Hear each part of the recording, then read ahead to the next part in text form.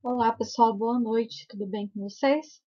Então, dando continuidade ao nosso estudo da linguagem de programação Pascal, a próxima estrutura que a gente vai estudar é a estrutura de repetição for. Então, a gente viu, né, que nós temos os laços de repetição, né, as estruturas de repetição que nós temos nas linguagens de programação, ela serve para nos auxiliar quando a gente precisa repetir algumas linhas de comando, né, algumas linhas de códigos, um certo número de vezes. Então, essa estrutura for, diferentemente da outra estrutura que a gente viu, a gente precisa saber quantas vezes a gente quer repetir. Então, eu tenho um número fixo, né, de repetições que eu gostaria de executar. Vamos dar uma olhadinha o que diz aqui, ó. O for.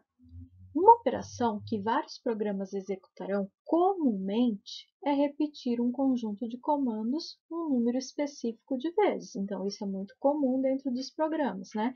A gente precisa repetir algumas linhas de comandos, né, de instruções, um certo número de vezes, né, um número específico de vezes. Por exemplo, pode-se querer calcular as notas das provas de 20 alunos. Então, se eu tenho 20 alunos, né, eu vou repetir 20 vezes o número do cálculo das notas desses alunos. Para auxiliar programas a repetir um ou mais comandos um certo número de vezes, a linguagem Pascal fornece o comando for. O comando for, como eu disse para vocês, eu consigo repetir um número específico de vezes algumas linhas de comando, algumas instruções. O for é útil principalmente quando queremos repetir algo, um número fixo de vezes. Então, estou reforçando isso daqui, né? Para ficar bem claro, eu preciso saber quantas vezes eu preciso repetir. Qual é a forma geral, né? Qual é a síntese do for? A gente escreve a palavrinha for, né? Que é o comando, que traduzindo para o português seria para. Aí nós temos variável de controle, que vai ser uma variável do tipo inteiro, na maioria das vezes, que você vai utilizar para controlar o número de repetições. Dois pontos igual, né, que é o recebe, que a gente aprendeu. Um valor inicial, que vai ser da onde vai começar a tua repetição. To, que é até. Um valor final, que é uma outra variável que você vai especificar até onde vai repetir.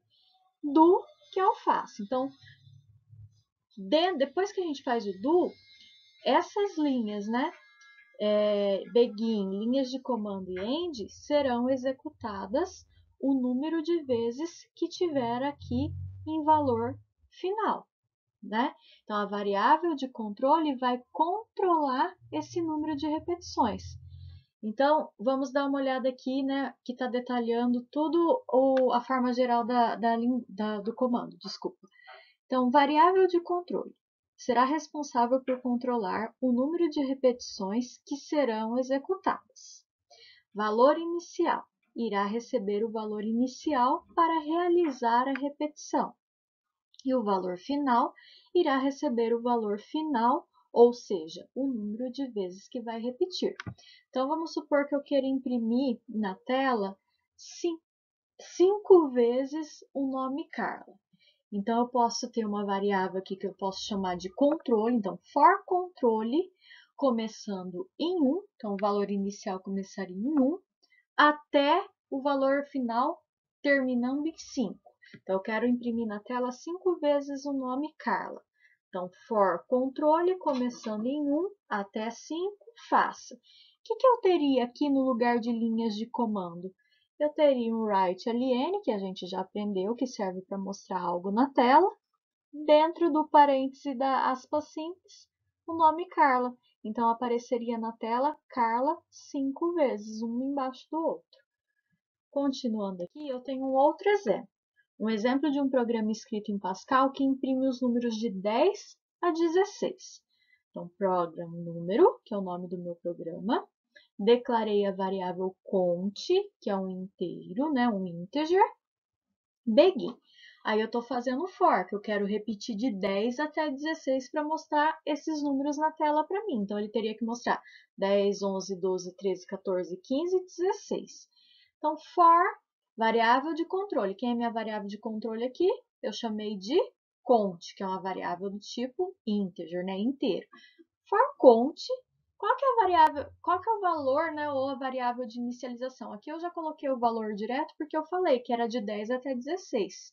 Eu não pedi para o usuário informar esse intervalo, né? Eu poderia ter falado, ó, coloco o valor inicial, coloco o valor final. Aí eu ia fazer, né, cada hora que eu executasse o programa, um intervalo diferente. Mas aqui está explícito, né, que é de 10 a 16.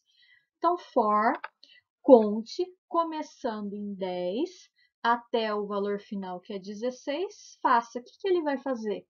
Dentro do BeginEnd, né? Imprimir o que tem em conte. Então, concordam comigo que conte começa com 10, aí ele vai, imprime o 11, o 12, o 13, o 14, o 15, o 16. Chegou no valor final. E aí ele encerra o programa. Então, se vocês olharem do lado aqui, ó, na telinha de execução do Pascal, se eu executar esse código escrito aqui, ele mostraria para mim conforme está nessa telinha: 10, 11, 12, 13, 14, 15, 16. Tudo bem? Então, por hoje é isso, né? Uma pequena introdução à linguagem Pascal, com alguns exemplos. Além desse material que eu explico um pouquinho da teoria, eu deixei também um vídeo gravado, um exemplo de exercício dentro do próprio Pascalzinho. Eu fiz um programinha que pede para o usuário informar um nome, né, o seu nome, e quantas vezes ele quer que aquele nome apareça na tela. Então, as entradas seriam o nome de uma pessoa e o número de vezes que ele quer que apareça na tela. E o programa mostraria como resultado, né, como saída, o número de vezes que ele escolheu. Então, se eu entrei, por exemplo, com boa noite, né? Uma palavra, por exemplo, uma frase, boa noite. Se eu entrei com 2, vai aparecer boa noite, duas vezes na tela. Então, além desse material, desse vídeo, vocês também têm lá um outro vídeo com o exemplo de um exercício em Pascal. Após vocês assistirem esses dois vídeos, tem uma lista com 4 exercícios em Pascal, utilizando o comandinho for, que vocês poderão, né, aproveitar para tentarem, praticarem e tirar dúvida, né, comigo durante a aula. Um abraço e até mais!